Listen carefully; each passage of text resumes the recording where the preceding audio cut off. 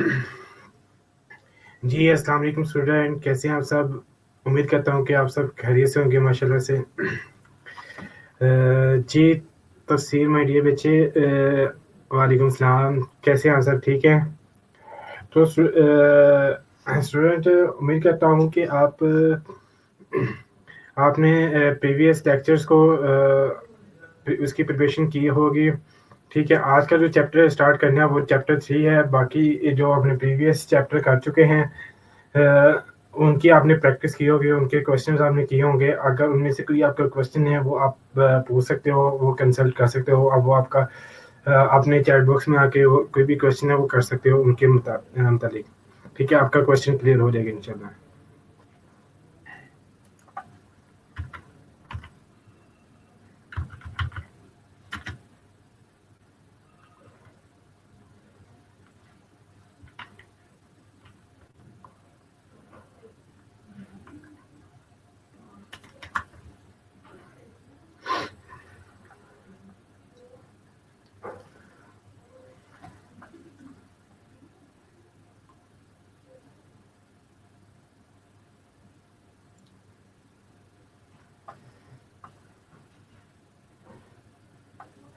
जी student, आज का जो लेक्चर है लेक्चर नंबर 10 है हमारा, ठीक है? इसमें चैप्टर 3 हमने स्टार्ट करना है, उसका स्टार्ट है करना है, जिसमें बेसिक टॉपिक के बारे में डिस्कस करूंगा आपसे, ठीक है? उस चैप्टर में स्टार्ट कहाँ से हो रहा है, उसकी जो फर्स्ट एक्सरसाइज है वो कहाँ से स्टार्ट होती है, ठीक है? ये इसके बारे में आपसे डिस्कस करूंगा अभी, ठीक है?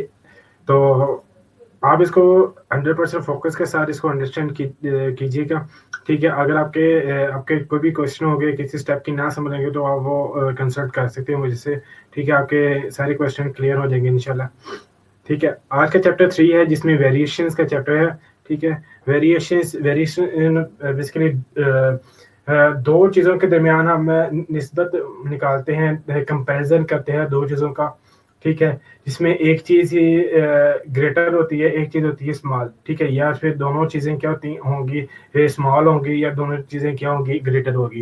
यानी कि ये हम दो चीज़ों के दरमियान में ग्रेटर और स्मॉलर का कंपैरिजन करते हैं, ठीक है? तो इसलिए उसके बारे में हम पढ़ेंगे कि दो वैल्यू का वेरिएशंस हम कैसे फाइंड आउट कर सकते हैं, ठीक है? तो इस चैप्टर को स्टार्ट करते हैं, ठीक है? Let's start my lecture. सबसे पहले इसका इंट्रोडक्शन स्टूडेंट आपको मैं कराता हूँ कि इस चैप्टर का इंट्रोडक्शन में क्या है, ठीक है? कौन सा टॉपिक हमने रीड आउट करना है। तो सबसे पहले है रेशियो के बारे में, ठीक है? रेशियोज क्या होती हैं? रेशियो बेसिकली होती है दो वैल्यूज के दरमियान में हम डिफरेंस फाइंड आउट करने के लिए रेशियोज को यूज करते हैं, ठीक है? Are relation between two quantities भी होती हैं, टू वैल्यूज भी हम कह सकते हैं, ठीक है? Are relation between two quantities of the same kind, जो एक जैसी हो, ठीक है? एक जैसी हो उनमें, अगर दो वैल्यू अगर एक जैसी हैं तो उनमें डिफरेंस काउंट करने के उनमें रिलेशन क्या है आपस में, ठीक है? तो इसलिए हम यूज करते हैं रेशो को, यूज करेंगे रेशो वर्ड का, ठीक है? If A and B are two quantities, अगर ए एंड बी, ये हमने क्या कर दिया, सपोज कर लिया कि हमारे पास जो क्वांटिटीज है वो क्या है, ए एंड बी, दो क्वांटिटीज हैं ए और बी, ठीक है? और सेम काइंड जो एक जैसी होंगी, ठीक है? And B is not zero, ठीक है स्टूडेंट? ये भी देखना है कि ए जीरो हो सकता है लेकिन बी जीरो नहीं हो सकता। उसकी रीजन क्या है स्टूडेंट? के रेशो को जब चेंज करते हैं, ठीक है, तो ये फ्रैक्शन में चेंज होता है, ठीक है? रेशो जब भी चेंज हो गया तो किसमें चेंज हो गया? फ्रैक्शन में चेंज होगी, यानी कि बटे की सूरत में चेंज होगी। तो जब इसको ए रेशो बी है, ठीक है, ए निस्बत बी है, तो जब रेशो को रिमूव करेंगे तो ये फ्रैक्शन में आ जाएगा, यानी कि क्या बन जाएगा, ए ओवर बी, ठीक है? ए बटा बी, तो बी क्या होगा, बटे के नीचे आ जाएगा, फ्रैक्शन में आएगा। तो अगर जीरो यहाँ पुट करेंगे तो बी की जगह तो वो इन्फिनिटी को शो करेगा, उसका आंसर किस में होगा, इन्फिनिटी होगा, ठीक है? इसलिए बी क्या होगा, जीरो के इक्वल नहीं है। ये भी आपने याद रखना है, ठीक है? Then the ratio of A and B is written as A ratio B, ठीक है? इसको लिखने का मेथड क्या है, ए रेशियो बी, और इन फ्रैक्शन में क्या होगा, ए बटा बी। Clear student? ये था किसके बारे में, रेशियो की फॉर्म में, ठीक है, रेशियो की डेफिनेशन है ये, आपने याद रखनी है। देन जो आपने चीज़ याद रखनी है, ठीक है, वो चीज़ क्या होगी कि अब ए और बी आपको अगर रेशियो की फॉर्म में है, तो इसमें जो फर्स्ट क्वांटिटी है, जैसे कि ए, और इसको क्या बोलते हैं, सेकंड क्वांटिटी को क्या बोलते हैं। अब ये जो फर्स्ट टर्म है ए, फर्स्ट क्वांटिटी है ए, इसको क्या बोलेंगे, एंटीसीडेंट, ठीक है, एंटीसीडेंट बोलेंगे इसको। जो सेकंड होगी उसको क्या बोलेंगे, कॉन्सिक्वेंट, ठीक है। इनके नाम आपने याद रखने, ये एमसीक्यूज में आ जाते होते हैं, ठीक है। फर्स्ट टर्म को क्या बोलेंगे, एंटीसीडेंट बोलेंगे, और जो सेकंड क्वांटिटी है उसको क्या बोलेंगे, कॉन्सिक्वेंट, ठीक है। और जो सेकंड इसका पॉइंट होगा कि जो रेशियो होगा उसका कोई यूनिट नहीं होता। अगर फॉर एग्जांपल अगर आपको एक क्वांटिटी दी जाए, उसकी वैल्यू आपको दी गई है 7 मीटर, ठीक है, सेकंड भी 7 मीटर की होगी, तो ये किस फॉर्म में होगी, फ्रैक्शन की फॉर्म में होगी, इसलिए मीटर मीटर के साथ क्या होगा, कैंसिल हो जाएगा, इसलिए इसका क्या होगा, कोई यूनिट नहीं होगा, ठीक है।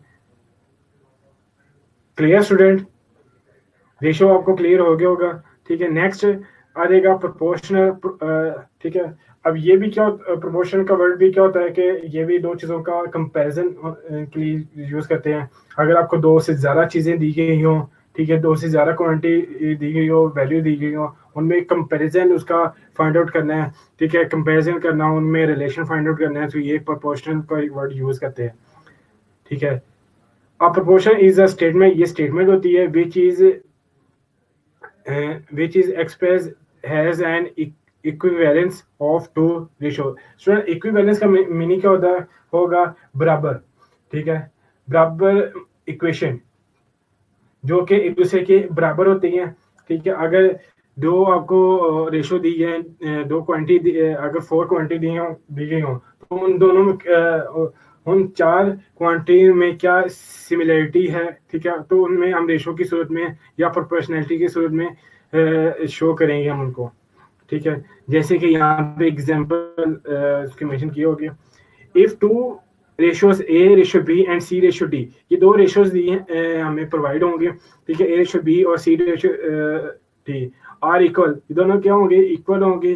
देन उसको हम इस फॉर्म में ऐसे लिख सकते हैं, A ratio B is equal to C ratio D, ठीक है। और सुनो यहाँ पे मैंने देखें कि एरो लगाए हैं, एरो लगाने का बेसिक मकसद क्या होता है, ये इनकी वैल्यू, ठीक है, इनकी नेम, इनको क्या बोलते हैं, ठीक है, इनका नेम क्या है, इसलिए यहाँ पे मैंने एरो लगाया है। अब ये एरो लगाने का पर्पस क्या है, इसको भी क्लियर करता रहता हूँ। Here quantities A and B are called extreme, ये जो फर्स्ट और लास्ट क्वांटिटी यानी कि फर्स्ट और फोर्थ क्वांटिटी है ए एंड डी, इसको बोलेंगे स्टूडेंट एक्सट्रीम बोलेंगे, ठीक है। यहाँ पे ए एंड डी आएगा, बी की जगह क्या लगा दोगे आप, डी, ठीक है, डी फर्स्ट और लास्ट वैल्यू यानी कि ए एंड डी, ये क्या होगा स्टूडेंट, एक्सट्रीम होगा। मीन का मीन बेसिकली होता है सेंटर वाली वैल्यू को मीन बोलते हैं, ठीक है। सेंटर में वैल्यू क्या है, बी एंड सी, तो यहाँ पे बी लिखोगे आप, डी की जगह बी लिखना आपने, ठीक है। ये बाद दफ़ा कंपोजिंग में जल्दी में अक्सर ऐसा हो जाता होता है, ठीक है, तो इसकी आपने टेंशन लेनी है, ठीक है, इसका कोई इशू नहीं होता, तो यहाँ पे मैं आपको क्लियर करवा दिया करूँगा। क्वांटिटीज ए एंड डी यानी कि फर्स्ट और फोर्थ वैल्यू क्या होगी, एक्सट्रीम होगी, ठीक है, और जो मीन होगी यानी कि सेंट्रल वैल्यू बी और सी, ये क्या होगी, मीन कहलाएगी, ठीक है। ये आपने दोनों वैल्यू याद रखनी है कि इनके नाम क्या होते हैं, ठीक है, एक्सट्रीम क्या होता है, मीन क्या होता है, ठीक है। सो ये था बेसिक कॉन्सेप्ट, जो फर्स्ट एक्सरसाइज है उसका बेसिक कॉन्सेप्ट इन्हीं 3 पॉइंट्स पर कंसिस्ट है, मुश्तमिल है, ठीक है। तो होपफुली आपको ये पॉइंट क्लियर हो गया होगा, ठीक है।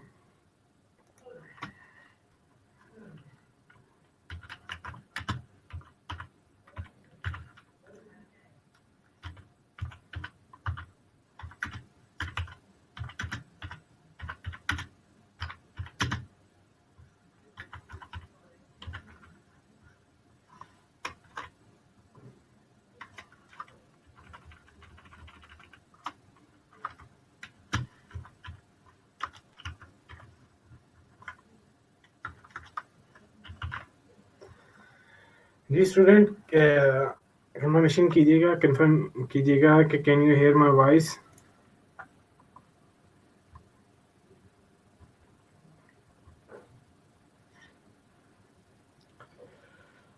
नेक्स्ट हम स्टार्ट करेंगे एक्सरसाइज को, इसकी एग्जांपल को कि रेशियोज को और प्रोपोर्शनल को किस तरह से हमें रिप्रेजेंट कर सकते हैं, उसको कैसे सोल्व करेंगे, उसका मेथड क्या होता है। ठीक है, तो इसकी एक्सरसाइज को हम स्टार्ट करेंगे। एक्सरसाइज 3.1। ठीक है स्टूडेंट, इसके लिए आपको मैं अकॉर्डिंग टू स्मार्ट स्टेप इसकी प्रिपरेशन कराऊंगा। ठीक है, यहाँ पे मैं हर क्वेश्चन के 1 या 2 पार्ट लूंगा। ठीक है, बाकी के क्वेश्चन आपने खुद करने हैं, इसकी प्रिपरेशन आपने खुद करोगे आप। ठीक है, उसकी प्रैक्टिस आप खुद करोगे। अगर कोई भी क्वेश्चन में आपको प्रैक्टिस करने में कोई भी स्टेप की अगर ना समझ लगे तो आप नेक्स्ट वीडियो में, नेक्स्ट लेक्चर में आके मुझसे कंसल्ट कर लेंगे, आपके सारे क्वेश्चन क्लियर हो जाएंगे। ठीक है, एक्सरसाइज है 3.1 है। ठीक है, इसमें क्वेश्चन नंबर 4 है, find the value of P. ठीक है, इसमें वैल्यू फाइंड करनी है पी की इफ द रेशोज दी गई है हमें 2p + 5 ratio 3p + 4 is equal to and 3:4 are equal. अब ये 4 रेशोज दी गई हैं, 4 वैल्यू दी गई हैं। ठीक है, तो ये आपस में क्या इक्वल है, इसलिए इसका सोल्यूशन जब लिखेंगे 2p + 5 ratio 3p + 4 is equal to 3:4।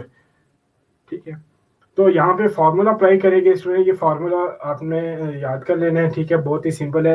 ये जो आपको मेथड में यहाँ पे मैंने लिखे हुए हैं, ठीक है, क्वेश्चन को सोल्व करने का तरीका कार है, ये बहुत इजी है। ठीक है, बहुत ही सिंपल मेथड है। एक दूसरा मेथड भी है, वो फ्रैक्शन की फॉर्म में है, वो थोड़ा डिफिकल्ट हो जाता है, होता वो भी इजी है, लेकिन क्या होता है वो टाइम को ज़्यादा यूटिलाइज कर लेता है। ठीक है, इसको सोल्व करना बहुत ही ईजी होता है और टाइम भी आपका मिनिमम सब होता है इसमें। यहाँ पे फार्मूला लगाएंगे। ठीक है, फार्मूला अप्लाई करेंगे। कौन सा formula? Product of stream and product of mean. ठीक है, ये फार्मूला हमें करना है कि आपको पता है कि स्ट्रीम क्या होता है और मीन क्या होता है। प्रोडक्ट का मतलब क्या होगा? मल्टीप्लाई करना। ठीक है, यानी कि स्ट्रीम की वैल्यू को मल्टीप्लाई करना और मीन की वैल्यू को मल्टीप्लाई करना। अब यहाँ पे स्टूडेंट स्ट्रीम की वैल्यू क्या है? 2p + 5 और इक्वल टू सिर्फ 4 है। ठीक है, वो आपस में क्या हो गया? मल्टीप्लाई हो जाएंगे। और मीन की वैल्यू क्या है हमारे पास? प्रोडक्ट ऑफ मीन 3p + 4 और 3, ये आपस में मल्टीप्लाई हो जाएगी। अब स्टूडेंट नेक्स्ट स्टेप में क्या करेंगे? इनकी ब्रैकेट को रिमूव करेंगे। ठीक है, ब्रैकेट को कैसे रिमूव करेंगे? बाय जो भी साइन होगा या फिर वैल्यूज होंगी, ठीक है, उसको ब्रैकेट के अंदर मल्टीप्लाई करेंगे। 4 to 8। ठीक है, 8p + 4 5 20 is equal to 3 3 9p + 3 4 12। ठीक है, अब जो सेम वैल्यू होंगी, सेम जो एक जैसी वैल्यू होगी उसको आपस में प्लस माइनस करेंगे। ठीक है, और जो बड़ी वैल्यू होगी उसको उसमें कुछ डिफरेंस नहीं लेके आए। ठीक है, जो स्मॉल वैल्यू होगी उसको बड़ी वैल्यू के पास शिफ्ट करेंगे। ठीक है, ताकि जो जिसकी वैल्यू फाइंड आउट करनी हो वो उसकी वैल्यू फाइंड आउट की जा सके। अब बड़ी वैल्यू यहाँ पे है 8p आ रहा है और इक्वल टू से 9p आ रहा है। बड़ी वैल्यू है 9p, तो 8p को दूसरी तरफ शिफ्ट करेंगे, प्लस का उधर के माइनस का हो जाएगा, और प्लस का 12 दूसरी शिफ्ट होगा तो माइनस का 12 हो जाएगा। तो 20 - 12 आंसर क्या रहेगा? 8। तो 9p - 8p आंसर क्या रहेगा हमारे पास? 1p आ जाएगा। तो इसलिए p का आंसर क्या हो जाएगा हमारे पास? 8p आ जाएगा। ठीक है, तो यहाँ पे आपने जब आंसर एक वैल्यू का आंसर निकलता है हमारे पास, तो लास्ट में उसको आपने ऐसे मार्कर के साथ या फिर उसको अंडरलाइन करके आंसर को लिख लेना है। ठीक है, देन क्वेश्चन नंबर 9 है। ठीक है, 9 हमारे पास क्या है? If a/b is equal to 7/d, find the value of 3a + 5b ratio 7b - 5a। So ये भी क्वेश्चन बहुत मोस्ट इंपॉर्टेंट है। ठीक है, शॉर्ट के लिहाज से भी है और लॉन्ग के लिहाज से भी ये इंपॉर्टेंट है। ठीक है, इसकी भी आपने प्रिपरेशन करनी है, इसको भी प्रैक्टिस करना है इसकी। ठीक है, तो इसको सोल्व करने का मेथड क्या है? सबसे पहले जो हमारे पास जो गिवन दी गई है वो है a/b = 7/6 है। इसको फ्रैक्शन की फॉर्म में चेंज करेंगे। ठीक है, तो a/b = 7/6। ठीक है, अब जो जो जिसकी वैल्यू फाइंड आउट करनी है उसको लिखेंगे। ठीक है, उसको भी फ्रैक्शन की फॉर्म में लिखेंगे। अब स्टूडेंट हमारे पास ये देखना है कि वैल्यू किसकी गिवन है हमें? a/b की है। ठीक है, तो जब इसको फ्रैक्शन की फॉर्म में लिख लिया हमने, जिसकी वैल्यू फाइंड आउट करनी है, तो हम उसको क्या करेंगे, हम ए और बी की फॉर्म में कन्वर्ट करेंगे। जैसे यहाँ पे 3a आ रहा है, तो 3a के साथ जो a को हम कन्वर्ट करेंगे a और b की फॉर्म में, यानी कि a यहाँ पे 3a के साथ क्या करेंगे, फ्रैक्शन की फॉर्म में a और b लेके आएंगे। तो उसके लिए क्या करेंगे, अप और डाउन, ठीक है, अप एंड डाउन क्या करेंगे, हम डिवाइड करेंगे b के साथ, ठीक है, अप एंड डाउन क्या करेंगे, डिवाइड करेंगे b के साथ, ठीक है। तो यहाँ पे डिवाइड कर लिया हमने, तो b क्या होगा, 3a के साथ सेपरेट डिवाइड होगा, 5b के साथ सेपरेट हो जाएगा, ठीक है, डिवाइड हो जाएगा, 7b के साथ सेपरेट डिवाइड होगा और 5a के साथ सेपरेट डिवाइड होगा। Clear student? देन उसके बाद इसको कैंसिल आउट करेंगे, ठीक है, 3a और b इसमें कैंसिल नहीं होता, अब 5b और b है तो ये b के साथ कैंसिल हो जाएगा ऊपर नीचे, तो रिमेनिंग 5 रह जाएगा हमारे पास, 7b और b है तो b कैंसिल हो जाएगा, रिमेनिंग हमारे पास 7 रह जाएगा, और 5a और b ये एज इट इज फॉर्म बन चुकी है। अब वैल्यू क्या हमारे पास, ए और बी की 7/6 है, तो इसकी वैल्यू को पुट करेंगे, ठीक है, यहाँ पे वैल्यू को पुट कर दिया। अब स्टूडेंट यहाँ पे देखें कि 3 और फ्रैक्शन में 6 है, ठीक है, या तो आप इसकी कटिंग कर लो, ठीक है, इसको कैंसिल कर लो ऊपर नीचे, 3 2 6 हो जाएगा, 7/2 आ जाएगा, 5 प्लस आ जाएगा, या फिर आप इसको ऐसे रहने दो, ठीक है। हम यहाँ पे इसको ऐसे रहने देंगे ताकि हम जो आगे कैंसिल आउट करने में इजी हो जाए, ठीक है, एलसीएम लेना भी इजी हो और कैंसिल आउट करना भी इजी हो जाए। तो हम इसको 6 को एज इट इज ही लिखेंगे, तो जो 3 आ रहा है उसको 7 के साथ मल्टीप्लाई कर देंगे, 21 हो जाएगा, प्लस 5 एज इट इज हो जाएगा, इस तरह 5 को 7 के साथ मल्टीप्लाई करेंगे, 35 हो जाएगा, उसको भी एज इट इज ही लिखेंगे हम यहाँ पे, ठीक है। उसके बाद अब बटे के ऊपर दो वैल्यू क्या हो रही है, प्लस हो रही है, बटे के नीचे वैल्यू माइनस हो रही है, तो ऊपर वैल्यू को उसका एलसीएम लेंगे, नीचे वैल्यू का भी एलसीएम ले लेंगे, ठीक है, तो इसको क्रॉस मल्टीप्लाई करेंगे, ठीक है। अब इस 5 के नीचे क्या 1 है, तो इसको क्रॉस मल्टीप्लाई करके लिखेंगे, तो 6 5 30 और 1 21 है, दरम्यान में प्लस का साइन वो देखेंगे, और 6 1 6 वो इसका एलसीएम हो जाएगा। सेम एज इट इज यहाँ पे लिखेंगे 6 7 42 माइनस एज इट इज होगा, और 6 1 6 वो इसका एलसीएम आ जाएगा, और 7 के नीचे 1 है, 1 को 35 के साथ मल्टीप्लाई करेंगे, तो वहाँ से उसका 35 ही आ जाएगा। देन उसको प्लस माइनस करेंगे, 21 प्लस 30 51 आ जाएगा, 51/6 42 माइनस 35, तो इसका आंसर आ जाएगा 6 आ जाएगा, 7 आ जाएगा, 7/6 आ जाएगा। अब स्टूडेंट जब बटे के नीचे बटा आ जाए तो नीचे वाली वैल्यू क्या होगी, जब इसको ऊपर शिफ्ट करेंगे तो नीचे वाली वैल्यू चेंज हो जाएगी, ठीक है, यानी अगर 7/6 है, जब ऊपर ये कन्वर्ट होगी तो ये क्या होगी, इनवर्स हो जाएगी, तो 6/7 हो जाएगी, ठीक है। इसलिए यहाँ पे 6 एक बटे के नीचे है और एक बटे के ऊपर है, ये आपस में क्या होगा, कैंसिल आउट हो जाएगा, और आंसर हमारे पास क्या आ जाएगा, 51/7।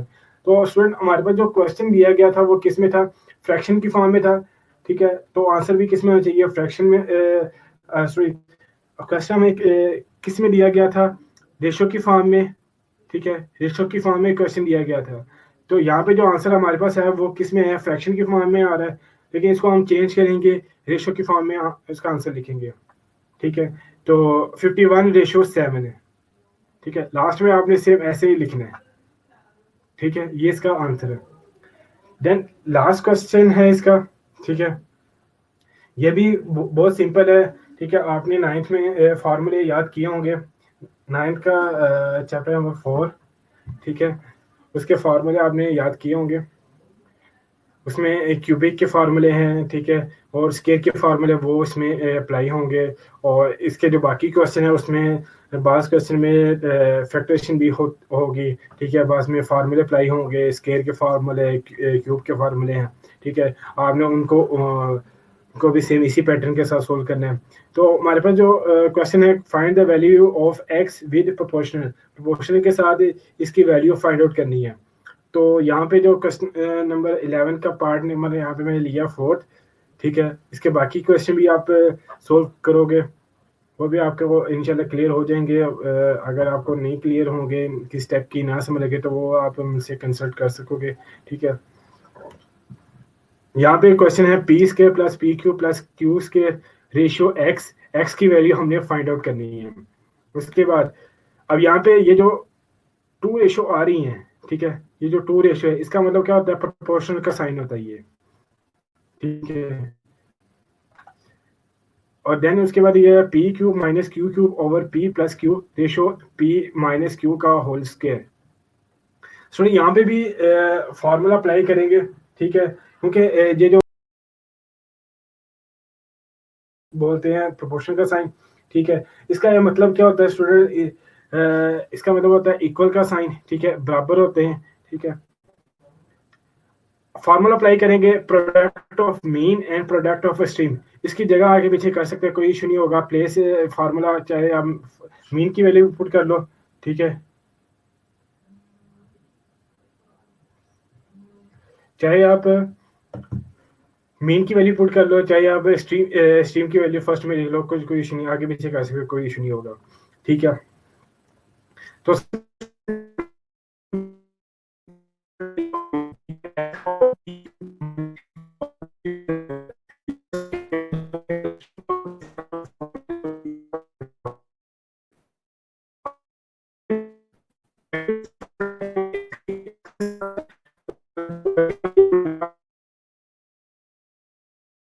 प्लस क्यू, ठीक है, ये क्या हो रही है स्टूडेंट, फ्रैक्शन की फॉर्म में, इसको जब दूसरे शिफ्ट करेंगे तो इसकी जो वैल्यू होंगी, ठीक है, वो इन्वर्स हो जाएंगी, ठीक है, यानी कि पी प्लस क्यू इक्वल के हिसाब से डिवाइड हो रहा है, दूसरे जाके मल्टीप्लाई हो जाएगा, ठीक है, और P cube minus Q cube है, ये एक्स के साथ मल्टीप्लाई हो रहा है, दूसरे जाके डिवाइड हो जाएगा।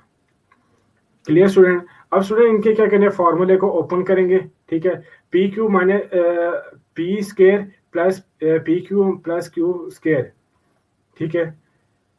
अब इसको क्या करेंगे, एच डी सी लिखेंगे, ठीक है, और p माइनस क्यू का होल स्केयर है, इसको टू टाइम्स ही लिख लेंगे, क्योंकि स्केयर आ रहा है, इसको टू टाइम्स ही लिख लेंगे, p माइनस क्यू और p माइनस क्यू की फॉर्म में, ठीक है। p प्लस क्यू सिंगल है, इसको एच डी सी लिखेंगे, और इसका जो फार्मूला है P Q minus Q cube का, इसका फार्मूला ओपन कर देंगे, ठीक है, p minus Q P square plus P Q plus Q square, ठीक है, ये इसका फार्मूला है। अगर स्टूडेंट यहाँ पे प्लस आ रही है P cube plus Q cube, तो इसका फार्मूला क्या ओपन होगा, इसको कैसे लिखेंगे, इसको P plus Q into P square minus P Q के साथ क्या रहेगा, माइनस आ जाएगा, और पी स्केयर भी प्लस में हो जाएगा, सिर्फ डिफरेंस क्या पे होगा, पी क्यू के साथ माइनस आ जाएगा।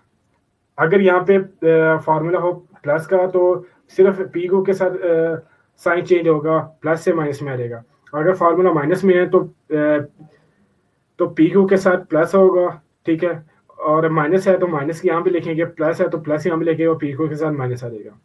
Clear student. देन अब ये जो वैल्यू आ रही है P square plus Q square P minus Q, ये वैल्यू स्टूडेंट क्या बटे के ऊपर है, और जो नीचे वाली वैल्यू है वो उसको आपस में क्या करेंगे, कैंसिल आउट करेंगे, ठीक है, क्योंकि वैल्यू क्या हो रही है, आपस में मल्टीप्लाई हो रही है। P square plus Q P Q plus Q square, ये क्या होगी, बटे के नीचे P square plus P Q plus Q square के साथ क्या हो जाएगी, कैंसिल आउट हो जाएगी, ठीक है। इसके और ये क्या आपस में क्या हो जाएगी, कैंसिल हो जाएगी। देन उसके बाद पी माइनस क्यू ये क्या होगा, पी माइनस क्यू के साथ कैंसिल हो जाएगा, ठीक है, ये स्टूडेंट कैंसिल नहीं होगा, एक रह जाएगी रिमेनिंग, ठीक है, ये आपने, ठीक है, ये चीज एक कैंसिल होगी, नीचे वाली वैल्यू के साथ एक बाकी रह जाएगा, ठीक है, पी माइनस क्यू और पी प्लस क्यू ये रिमेनिंग रह जाएगा, उसको नीचे लिख लेंगे हम, ठीक है। अब ये फार्मूला बन रहा है स्टूडेंट, जो कि आपने नाइन्थ में पढ़ चुके हैं, P minus Q P plus Q, ठीक है, फर्स्ट वैल्यू सेम है, सेकंड वैल्यू सेम है, ठीक है, डिफरेंस क्या हमें आ रहा है साइन में, तो इसलिए फार्मूला अप्लाई करेंगे, फर्स्ट वैल्यू का स्केयर माइनस सेकंड वैल्यू का स्केयर, ठीक है। तो ये स्टूडेंट हमारे पास आ जाएगी एक्स की वैल्यू, ठीक है। तो इसके जो बाकी क्वेश्चन है उसमें भी सेम यही पैटर्न के साथ इसको सॉल्व करेंगे, ठीक है, होपफुली आपको क्लियर होगा।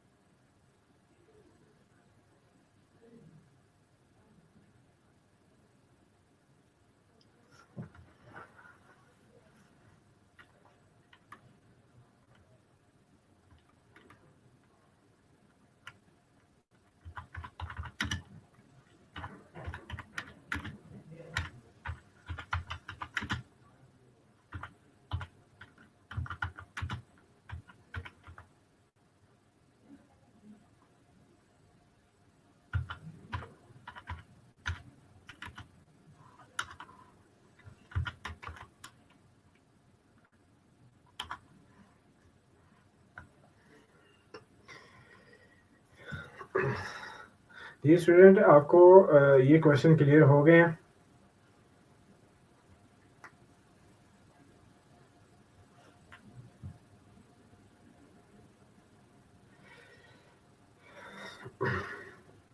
है स्टूडेंट, आप इसकी इन क्वेश्चन की प्रैक्टिस कीजिएगा, ज़रूर प्रैक्टिस करिएगा। ये भी शॉर्ट, लॉन्ग और एमसीक्यूज क्लास से इंपॉर्टेंट है, ठीक है।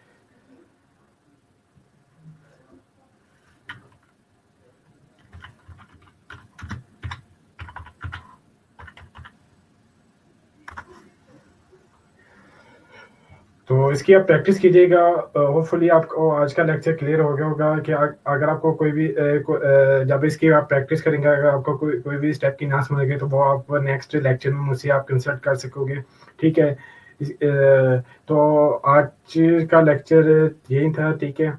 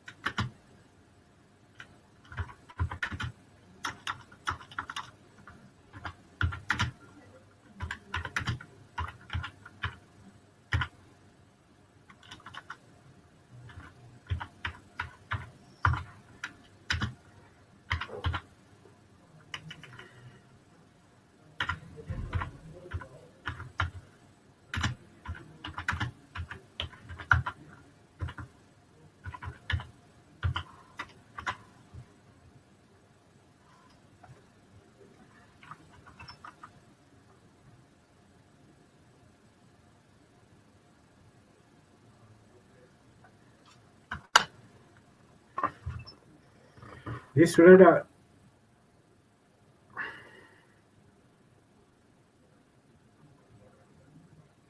जी स्टूडेंट, क्या आपने प्रीवियस लेक्चर और क्वेश्चंस को प्रिपेयर किया हुआ है?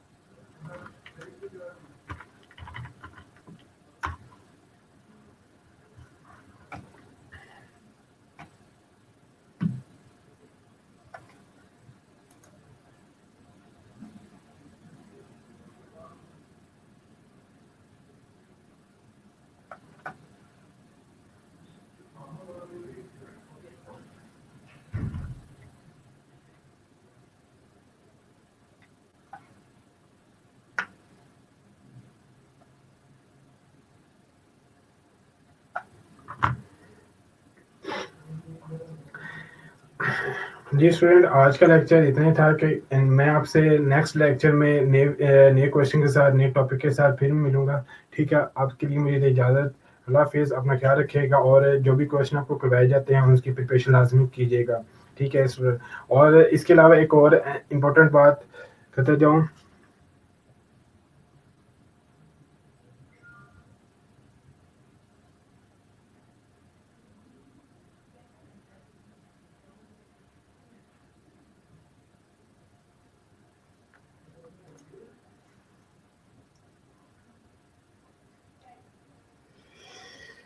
स्टूडेंट, ये जो क्वेश्चन आपको करवाए देते हैं, इसके नोट्स मैं अपलोड कर देता हूँ। आप वहाँ से इसको डाउनलोड भी कर सकते हो, ठीक है।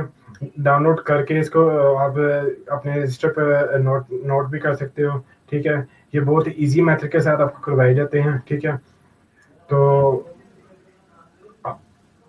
तो आप इसको जो भी नोट से जो भी जहाँ मैं प्रिपेयर करके यहाँ पे आपको उसके करवाता हूँ, तो आप इसको डाउनलोड करके इसकी इससे प्रिपरेशन भी कर सकते हो, क्योंकि ये आपको जो क्वेश्चन करवाए जाते हैं ये बहुत ही सिंपल मेथड होते हैं, ठीक है।